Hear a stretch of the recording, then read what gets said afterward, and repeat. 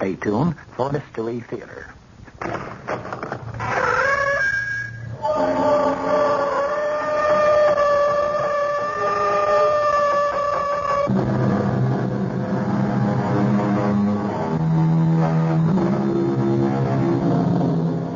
Come in. Welcome. I'm E.G. Marshall.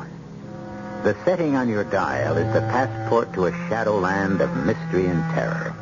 And you can travel as far and as long as your imagination will permit. In ancient times, evil was usually the work of people who were monstrous, grotesque, and psychotic. Today's perpetrators, for the most part, are quite banal. Many of them lead what can only be described as normal lives. Some of them have achieved such heights of respectability that their deeds are no longer considered evil.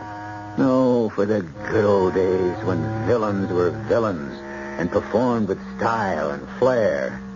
Today's faceless scoundrels don't even get any fun out of their own evil. Our mystery drama, Killer of the Year, was written especially for the Mystery Theater by Sam Dan and stars Norman Rose. It is sponsored in part by Uncle Ben's Long Grain and Wild Rice and imported Vigna Rosé wine. I'll be back shortly with Act One.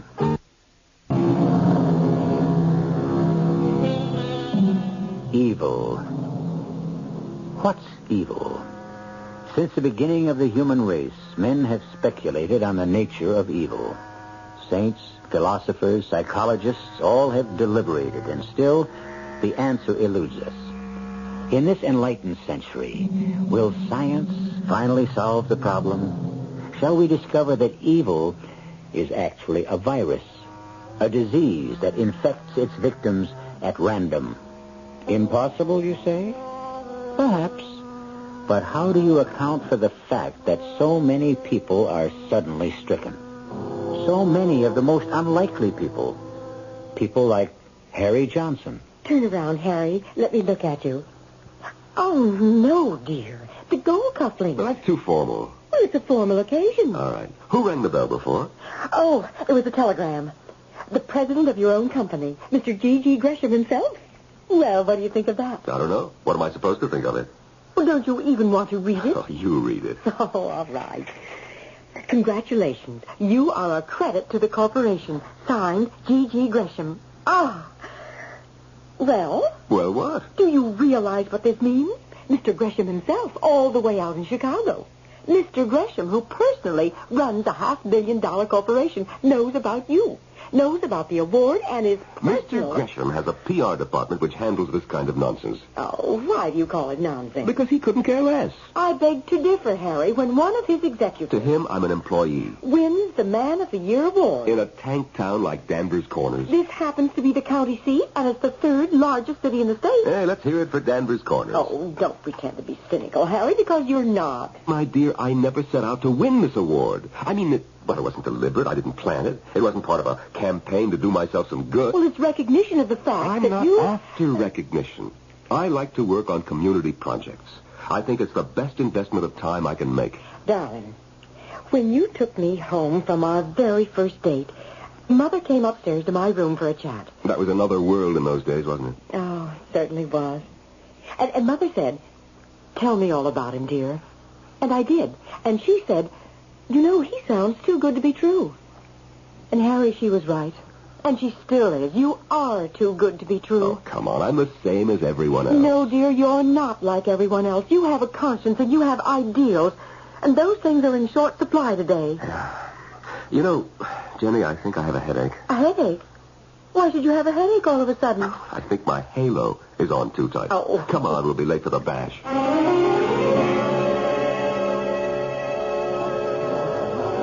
Hey, Man of the Year, buddy. This is the first chance I've had to offer my congratulations. Thank you, Pete. Great dinner. Great speech. Listen, why didn't you run for Congress? Now, why should I run for Congress? Why else have you been knocking yourself out 3 and 4 nights a week? Because I like it. You mean it's all going to waste? It's not going to wind up doing you any good? Well, it makes me feel good. You know, coming from anyone else, it would sound like a line, but you, I believe. Hello, Pete. Jenny, congratulations. Oh, thank you, Pete. Harry, Have you met Wilma Sloan? Wilma Sloan? No, I don't think so. Oh, are you in for a treat? Although... Although what? You're so thoroughly married, you probably couldn't enjoy the sight of another beautiful woman. I'll introduce you, dear. Confident Jenny. Who is she? Well, she's the new librarian. And she'll be very happy to meet you. Oh, why? Well, she can thank you for her job. After all, dear, you're the one who raised the funds for the library campaign. Come on, you make it sound as if I did it single-handed. Wilma, I'd like you to meet my husband, Harry Johnson. How do you do? Wilma. Wilma Sloan? No, that isn't your name. You're not Wilma Sloan. I know you. That is... Well, I know your face. How could I ever forget your face? I stared at it for hours in that courtroom. I know your face from every angle. There were times when your eyes would wander among the rows of spectators. And sometimes they would meet mine. And we would look at each other for a brief moment. Do you recognize me? Do you know my face? How long was it? 5 years ago. The company had sent me way up and out to the northwest, to a place called Centerville. Centerville. It makes Denver's corner seem like Paris. Centerville. Got to be with us a spell, Mr. Johnson? Oh, 10 days, 2 weeks, I suppose. You from the Gresham Company? Yes, I have to run some sales training sessions, but they'll all be at night. Tell me, what's there to do around here in the daytime? Well, to tell the truth, there ain't nothing to do around here daytimes outside of hunting season. But you're in luck. Why? We got some murder trial going. A murder trial? Yep. It's in all the papers. Well, the papers around here, I guess. Where's the trial being held? Well, in the courthouse. Where else? I'm fixing to go myself. I'll get the wife to take over the front desk. I'll drive you down there. That's her. She's the defendant? That's her. Tessie Bonner. She works in the library. Maybe I should say she worked in the library. Well, she's a very beautiful woman. Yep. She's good looking. But she's a killer. Isn't that what the jury's supposed to decide? The jury's already decided. I know every one of them in that box. I can tell. But that's not right. You just listen to the testimony. You'll see. It'll prove she's guilty beyond the shadow of a doubt. State your full name, please. Mrs. Edna Coyne. Well, I guess my full name would be Edna Amaryllis Coyne. Mm-hmm. And you rented an apartment to the defendant, Miss Teresa Bonner. Yes, sir. A 3-year lease. And the deceased. Was he a regular visitor? Oh, yes, indeed. He'd show up there 2, 3, sometimes 4 times a week. I said to my oldest girl, looks like we have a little love nest up there in 3G. And she said, oh, Ma, get with it. This is the new morality. I mean, so what do you prove if you have a document? Well, I was going to tell her. And did you ever hear signs of an altercation? What? Arguments. Fights. Oh, no, I can't say that I did. I didn't hear a word until that night. Now then, suppose you tell us just exactly what you heard. Well, I was surprised. Surprised? Why? Well, you know, they was very quiet usually. And all of a sudden, on this particular night, they start yelling at each other. Yelling? Well, maybe not yelling, but you could hear them all right. And he was saying, it's over. It has come to an end. And she kept saying, no, it's not over. It's just begun. She said, I can't.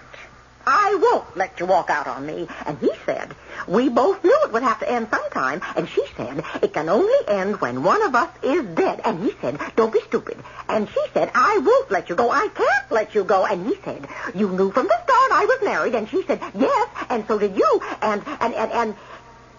Yes, Miss Coyne? Well, she said, if I can't have you, she can't have you either. And what did he say to that? He said, be sensible. And she said, how can a woman in love be sensible? And then the next thing I heard him say was, you're crazy. You've gone mad. Put down that knife. You heard him say those exact words. put down that knife. Yes, sir. And then what happened?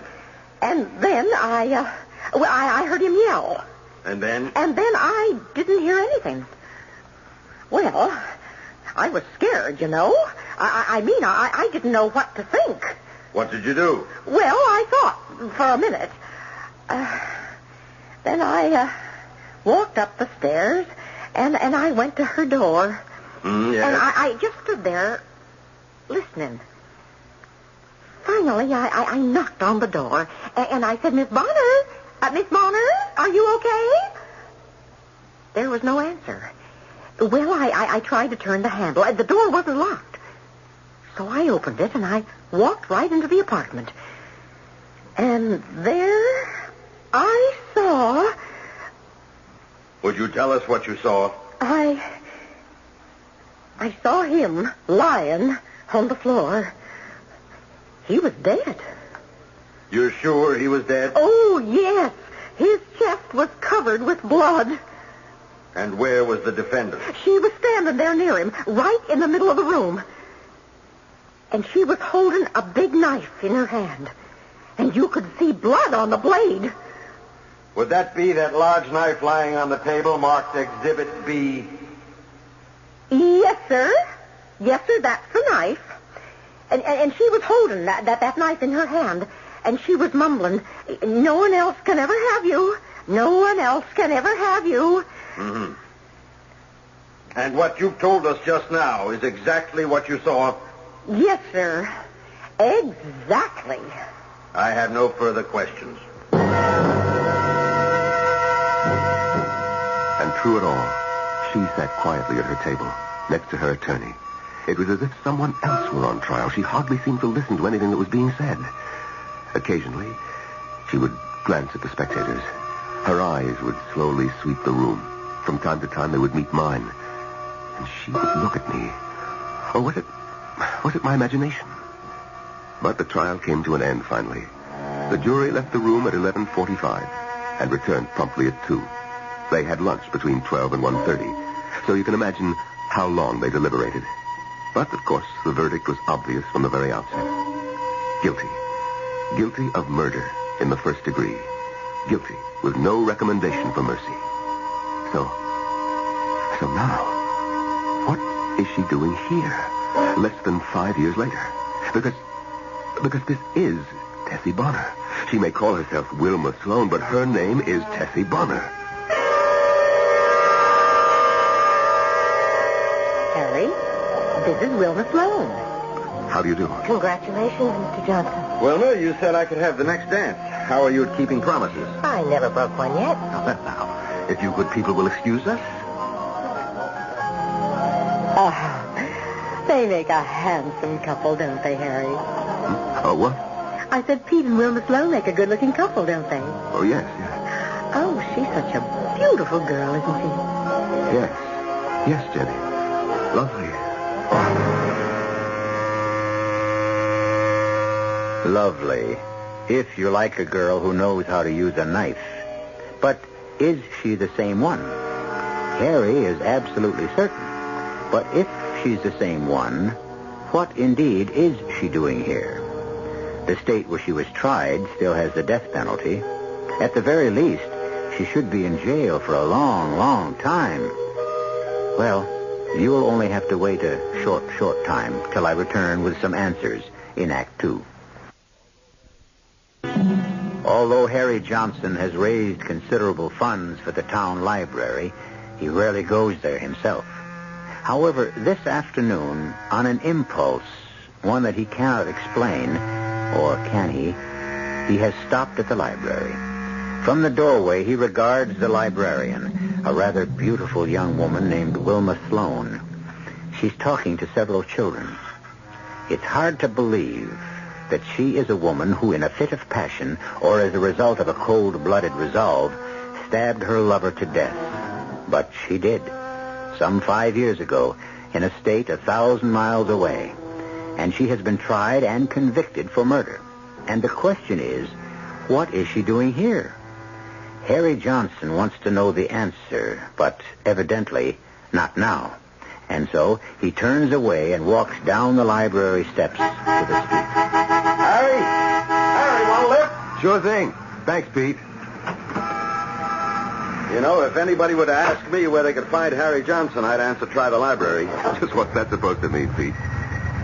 Don't have an affair with her, Harry. What? You heard me.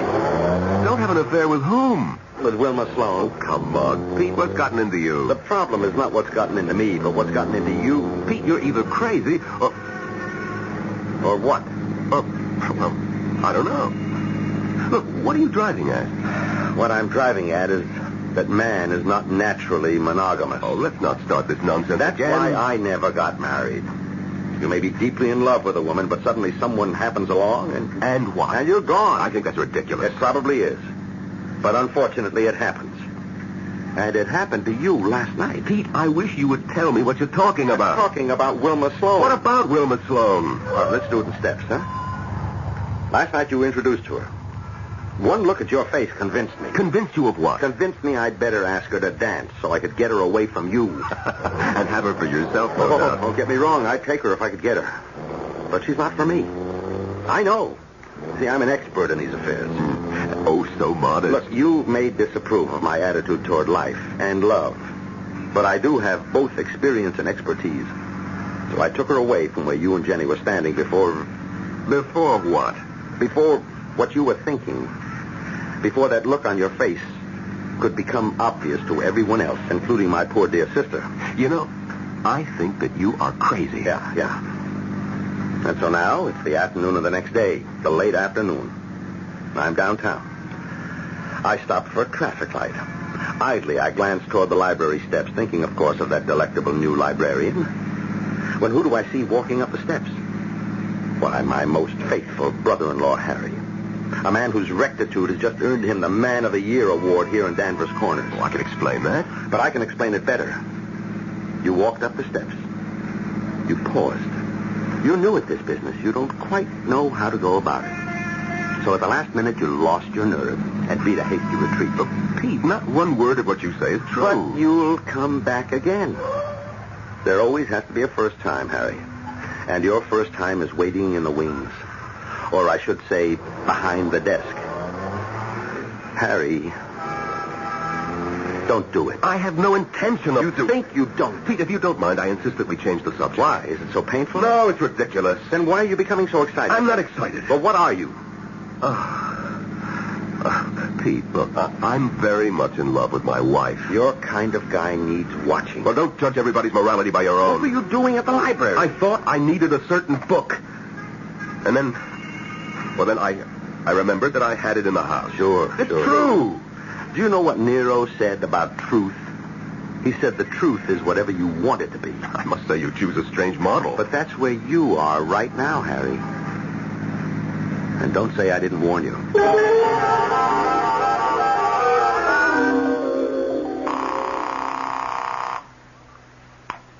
Hello, Centerville Motel. Yes, this is Mr. Harry Johnson. You wouldn't remember me. I was out there 5 years ago. I remember you fine, Mr. Johnson. You were with the Gresham Corporation. You spent 15 days here teaching sales seminars. You was in room 112 facing the lake. Yes, well, I may have to take a trip out there, and I wanted to know if the motel was still around. Oh, we're bigger and better than ever. Want me to make you a reservation? Well, my plans aren't firm yet. Why, sure, just give us a little notice. We always got room for you, Mr. Johnson. I remember when I was out there, you had some excitement. Excitement? Here? Yes, you were having a trial, weren't you? Trial? Oh, yeah. Tessie Bonner. That's who it was. Yes. I remember I was in the courtroom when the jury brought in a guilty verdict. Oh, yes. That they did. Now, I wasn't there when the judge sentenced her. Tell me, what did she get? The rope. But then the governor said, oh, come on, you can't hang a woman. So he gave her life instead. Oh.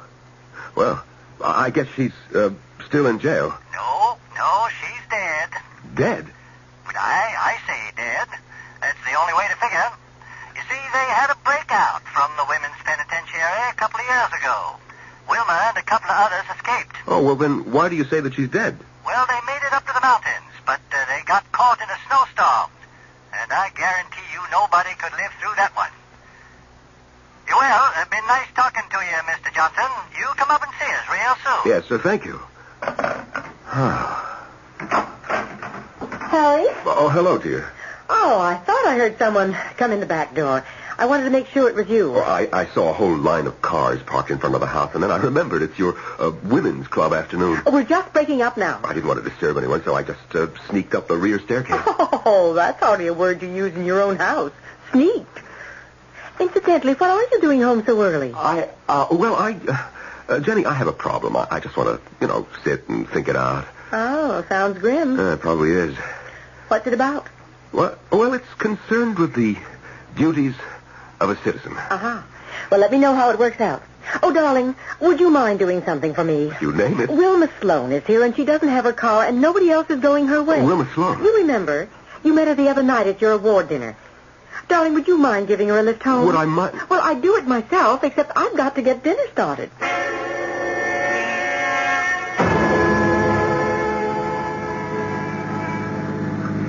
This is very kind of you, Mr. Johnson.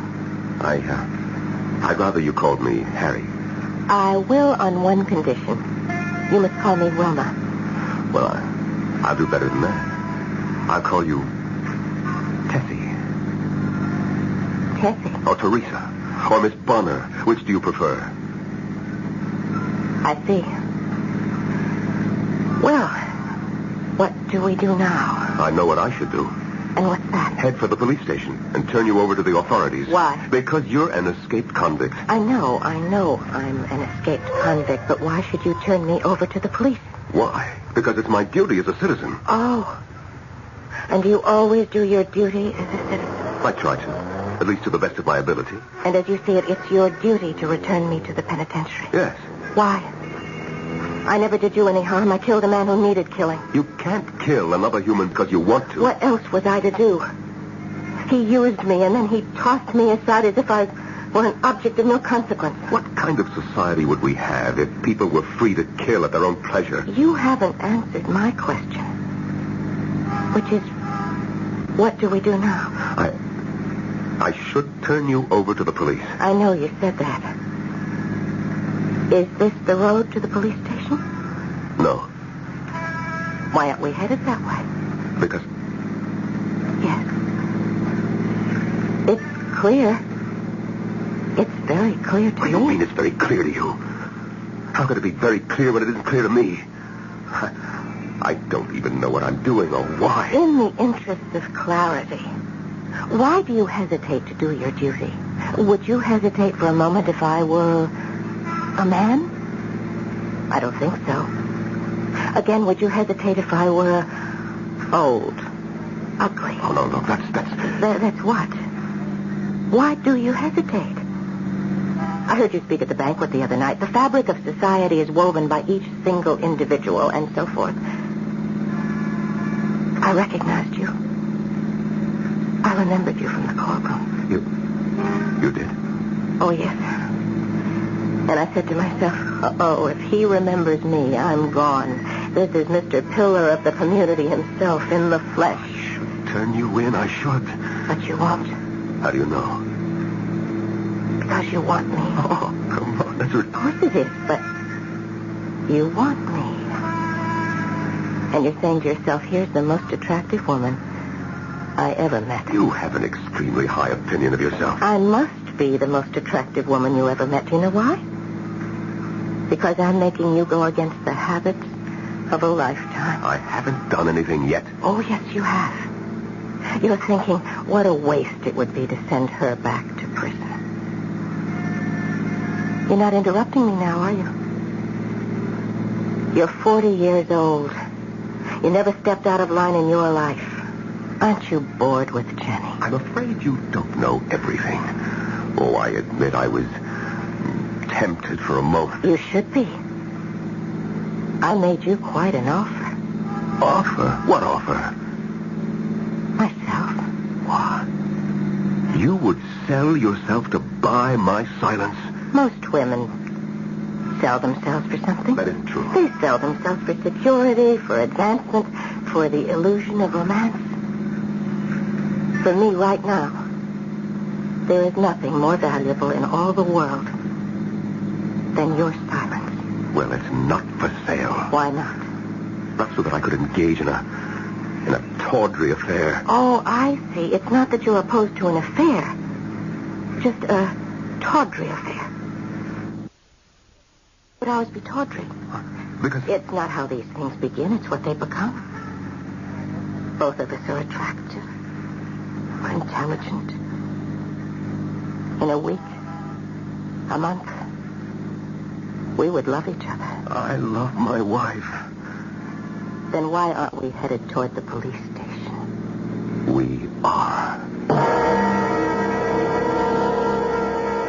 It's about 3 miles to the station house, and it should take 4 or 5 minutes to get there. An awful lot can take place in 4 or 5 minutes. Will she simply submit quietly and return to a sentence of life in prison? After all, she got in there because she killed one man. Would she kill another man to stay out? From a different perspective, how solid is Harry's resolve to turn her over to the police? Questions, possibilities. We shall weigh them all when I return shortly with Act 3.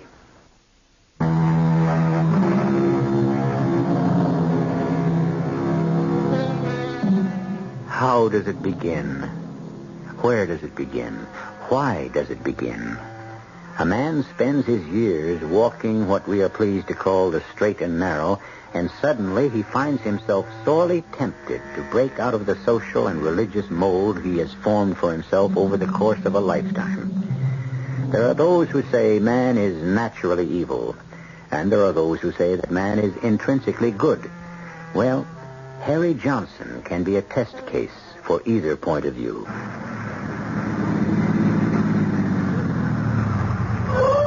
Here we are. Yes, here we are. At the police station. Do your duty, Mr. Harry Johnson. Do your duty as an upright, dedicated, concerned citizen. I will. Let's go. Oh? Well, sure. Send him in. Mr. Johnson. And Miss Sloan. Well, won't you both sit down? Well, what can I do for you? Lieutenant Craven. By the way, I was going to go to that banquet the other night, Mr. Johnson, but I was on the desk. Somebody has to mind the store. Yeah, that's right. Congratulations. Everybody says, for once, the Man of the Year committee picked the right guy. Thank you. Well, now, what can your police department do for you folks? Lieutenant, I am here to report... Yes, sir? I wish to report that Miss Wilma Sloan... Well, hold it just a second. I didn't think I'd have to write anything down. Let me get my pad here. Okay. Shoot. I have to report that Miss Wilma Sloan... That's Sloan spelled with an E at the end, right? That's right. We got some Sloans over to North Gap, but they don't have the E. So you wouldn't be related, I suppose. I don't suppose so. You were saying, Mr. Johnson, about Miss Sloan? I wish to report that I... Say, you sound like it's something serious. Well, I... Look, you see, Miss Sloan here is... Well, she's a... Yeah? She's a very shy and timid person, and...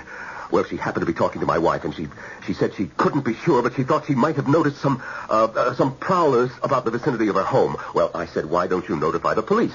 And she said she didn't want to bother anyone. Oh, now, Miss Sloan. Bother us? Please bother us. That's why we're here, to be bothered. And so I said, nonsense. I'll take it up with my friend, Lieutenant Craven. You're absolutely right, Mr. Johnson. Miss Sloan, anytime you have the slightest, the vaguest suspicion, you get on that phone. You understand? Yes, Lieutenant. Mr. Johnson, if there were more people like you, how much easier our job would be.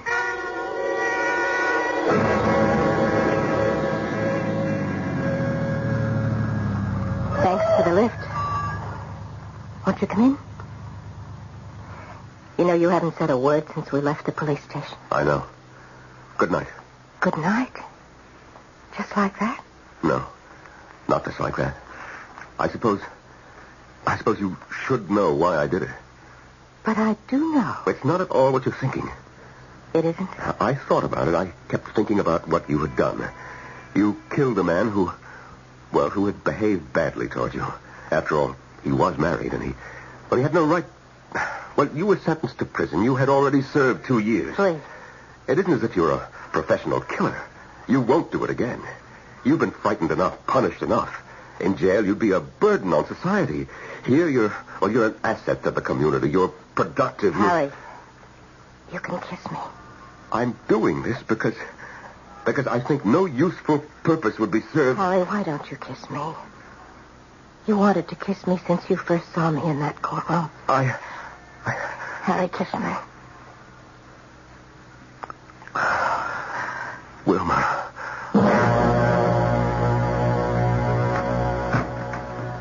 Hello, Jenny. Where were you? Harry, you're home. Of course I'm home. Well, I figured the PTA committee meeting should be over by 10:30, so I thought I'd surprise you and stop by. We could go somewhere and have a sandwich. Oh, was I hungry. I'm sorry. But the school was dark.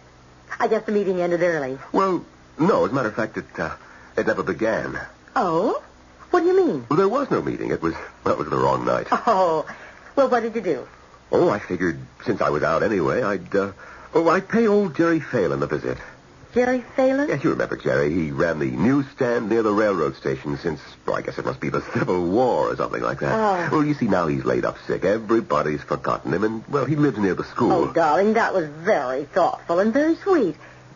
Incidentally, dear, are you free Wednesday night? Well, sure. Why do you ask? Well, you do have a great many demands on your time. Do I? Well, yes, I suppose I do. But I mean, the way you asked that question. What do you mean? Are you free Wednesday night? A woman shouldn't have to talk that way to her own husband. Oh, Harry, you're the kind of a man who has to keep active working for the community, and, well, I don't mind at all. You don't? No, because, darling, it's the thing you need. You have to do it. You need fulfillment. It makes you a better man and a better husband. You know, Jenny, I never realized what a remarkable woman you are. Oh, thank you, kind sir. Why don't we go out now to have a snack somewhere? No, Harry, it's too late. Wednesday night.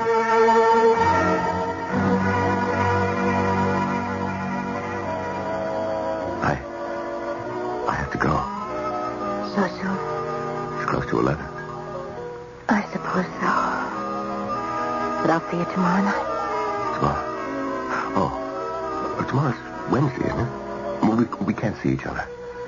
Why not? Well, because Jenny has something planned. Jenny? She's my wife, Wilma.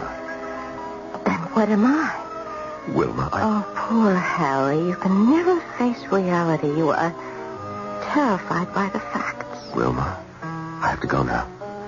To Jenny. Of course. As we both know, she is my wife. Because she has the document. The document. That's how Mrs. Coyne expressed it at the trial. She has the document. Oh, Harry. Who has your heart? Oh, Wilma.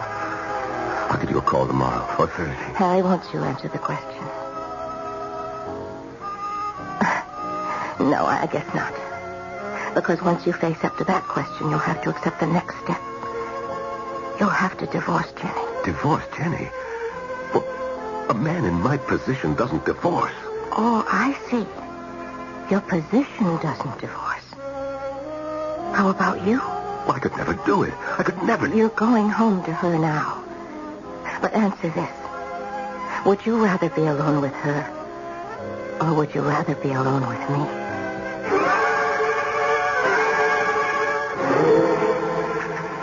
Well, Pete, it's about time for the dessert, and I always skip mine.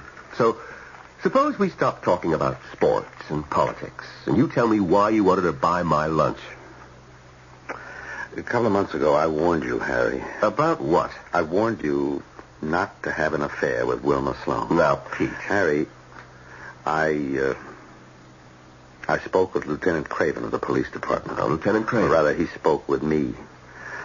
I will say he was embarrassed. What does Lieutenant Craven have to do with... Some time ago, you brought Wilma in to see him. It seems that she was too bashful to complain about prowlers in her neighborhood. Yes? Yes. So, Craven's had a squad car cruising the area, and the patrolman noticed a man who keeps coming and going. Oh. Yeah. Oh. Well, Craven's a good friend of mine. And he's put 2 and 2 together. What right does he have? Come on, Jerry, come on. Craven worships the ground you walk on. He thinks you should be president. He's afraid if this gets out, and this kind of thing always does, you'll become a laughingstock. A guy like you, Mr. Morality himself. Why, people will eat this up.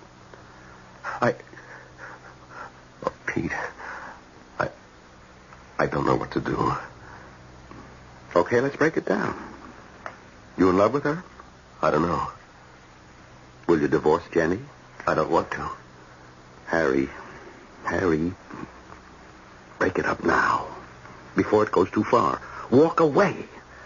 Because after a while, she won't let you. What? What do you mean? It's in her eyes. Those brilliant eyes. There's something sharp, like steel. To get what she wants, she'll do anything. She's the kind who could kill you. Oh, that's ridiculous. Harry, you've been married 15 years. Now, I don't say this because she's my sister, but she's a girl in a million, Jenny is, and you know it. Pete, it's like... It's like an illness. I know. I've been there before. But you can't end every illness by letting it run its course, because that way you take the chance it'll kill you. Harry, cure it. I don't know how to do that. You don't know how to, or you don't want to? Look, your life's in a mess right now. Go away for a week. Go away? How? Come on, a guy in your position can suddenly realize he has to make a business trip. Get away from both of them and think out your problem. Decide what's important. Make up your mind. What do you really want?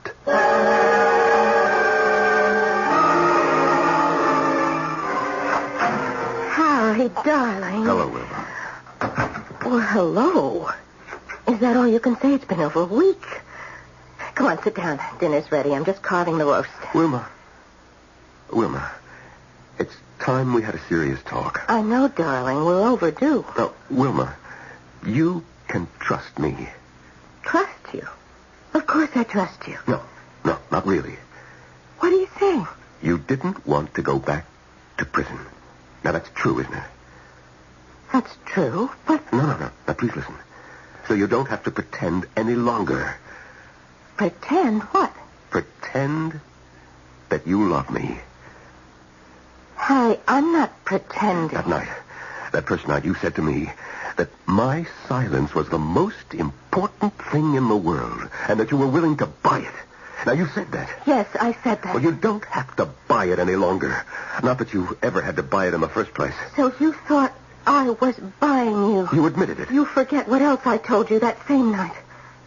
I said it's not how these things begin, but what they become. And ours has become love. I love my wife. Now, look, this is over. It's come to an end. It's not over. It's just begun. I won't let you walk out on me. We both knew it would have to end sometime. It can only end when one of us is dead. Oh, Wilma, don't be stupid. My name isn't Wilma. Why do you call me Wilma? Because... Oh, good Lord. This is the way it happened before. The way... Yes, it has happened before, hasn't it?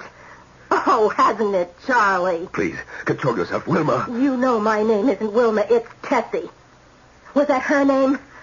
Was that her name, Charlie? I'm not Charlie Reynolds or Ryan. I'm Harry Johnson, and you're safe. Your secret is safe with me. If I can't have you, she can't have you. Be sensible. A woman in love is never sensible. Don't be crazy. If I can't have you, no one can have you. You're mad. Put down that knife. I will kill you. No, Wilma. My name is Tessie. Wilma. Wilma. I told you no one else can ever have you. No one else can ever have you.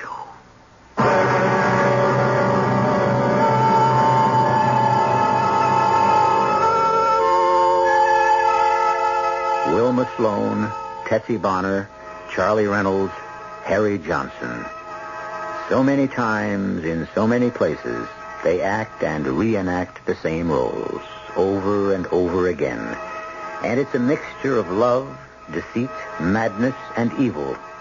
And to taste it is to risk the arrival of death. But you shall risk nothing if you wait for me to arrive after a few moments.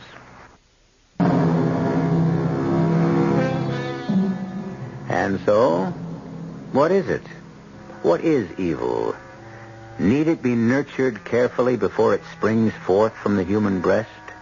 Or can it be a sudden thing, an alien thing? Our cast included Norman Rose, Terry Keane, Joan Shea, Nat Polan, and Ken Harvey. The entire production was under the direction of Hyman Brown. Radio Mystery Theater was sponsored in part by Buick Motor Division. This is E.G. Marshall inviting you to return to our Mystery Theater for another adventure in the macabre. Until next time, pleasant dreams.